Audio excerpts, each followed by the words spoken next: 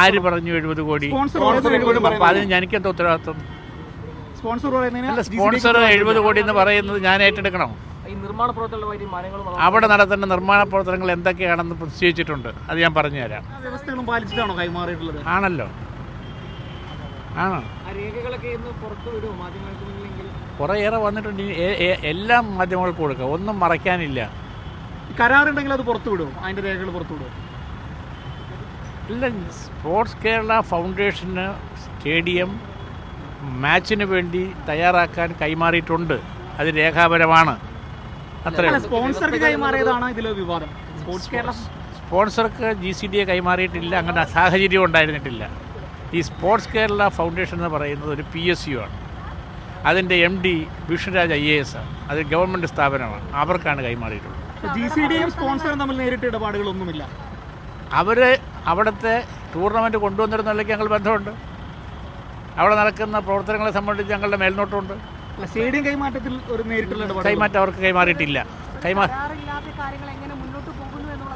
SKFന് കൊടുത്തിട്ട് കേരള ഗവൺമെന്റ് സ്ഥാപനത്തിനല്ലേ കൊടുത്തിട്ട് കളി നടക്കണ്ടേ?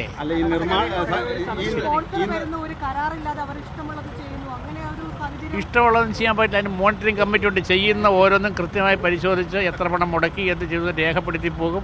അതിന്റെ ക്വാണ്ടിഫൈ ചെയ്യുന്ന കമ്മിറ്റിയുണ്ട്. എസ്റ്റിമേറ്റഡ് ടെൻഡർ അങ്ങനെ കാര്യങ്ങൾ എന്തെങ്കിലും ഉണ്ടോ? എസ്റ്റിമേറ്റഡ് കാര്യങ്ങൾ എന്തെങ്കിലും ഉണ്ടോ? ടെൻഡർ 70 കോടി എന്നൊക്കെ പറയുമ്പോൾ ആര് പറഞ്ഞു 70 കോടി? അപ്പോൾ അതിന് എനിക്കെന്താ ഉത്തരവാദിത്വം? സ്പോൺസർ 70 കോടി എന്ന് പറയുന്നത് ഞാൻ ഏറ്റെടുക്കണം. അവിടെ നടത്തേണ്ട നിർമ്മാണ പ്രവർത്തനങ്ങൾ എന്തൊക്കെയാണെന്ന് നിശ്ചയിച്ചിട്ടുണ്ട്. അത് ഞാൻ പറഞ്ഞുതരാം. ഒരെണ്ണം പറഞ്ഞു ക്ഷമിക്ക്. ഒന്ന് ഇടയ്ക്ക് നോക്കാം, ഞാൻ പറയാം. ഒന്ന്, അതൊരു ചുറ്റുമതിലിൻ്റെ ആവശ്യമുണ്ടായിരുന്നു. ആ ചുറ്റുമതിൽ അവർ നിർമ്മിക്കാൻ ധാരണയുണ്ട്. അതുമായി ബന്ധപ്പെട്ടാണ് കുറച്ച് മരം മുറിച്ചതെല്ലാം അനുവാദത്തോടു കൂടിയാണ്. അല്ലാതെ വല്ലതും നടന്നിട്ടുണ്ടെങ്കിൽ പ്രത്യേകം ഞങ്ങൾ പരിശോധിക്കും എന്നല്ല ഞാൻ പറയും. ഞാൻ പറഞ്ഞു കഴിഞ്ഞാൽ പിന്നെയും ചോദ്യം ചെയ്യേണ്ട കാര്യം ചെയ്തു. അതൊക്കെ നമുക്ക് ധാരണയുള്ള കാര്യങ്ങളല്ലേ. പിന്നെ അവിടുത്തെ ഒരു പ്രശ്നം വന്നിട്ടുള്ളത് അവിടുത്തെ ലൈറ്റുകൾ മാറ്റലാണ്. ലൈറ്റുകളുടെ കാര്യത്തിൽ ഇപ്പോൾ അവിടെ ഉള്ളത് ഹാലോജൻ ലൈറ്റുകളാണ്. LED വേണമായിരുന്നു, അതിലേക്ക് പോയിട്ടുണ്ട്. അപ്പോൾ അത് ഈ കളിക്ക് വേണ്ടി സ്റ്റേഡിയം ക്വാളിഫൈ ചെയ്യുന്ന നടപടികളിൽ ഒന്നാണ്. നിങ്ങളുടെ ആവശ്യം അതൊന്നും ചെയ്യാൻ പാടില്ല എന്നാണ്. അത് ചെയ്ത് തെറ്റായി പോയി എന്നാണ്. എന്താ ഉദ്ദേശിക്കുന്നത്?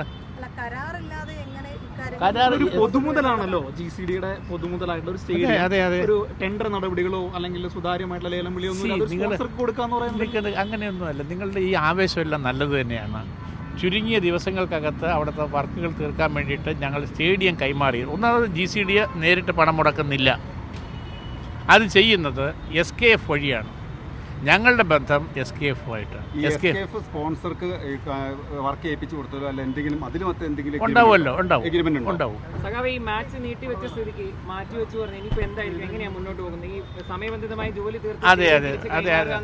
അതെയല്ലോ 30-ാം തീയതിക്കകത്ത് പണി പൂർത്തിയാക്കേണ്ട ആവശ്യം നമുക്കുണ്ട്. കാരണം ഡിസംബറിൽ ISL മാച്ച് വരികയാണ്. നിങ്ങളെല്ലാം ചെറുപ്പക്കാരി കളികളുടെ എല്ലാം പ്രേമികളാണെന്ന് എൻ്റെ ധാരണ.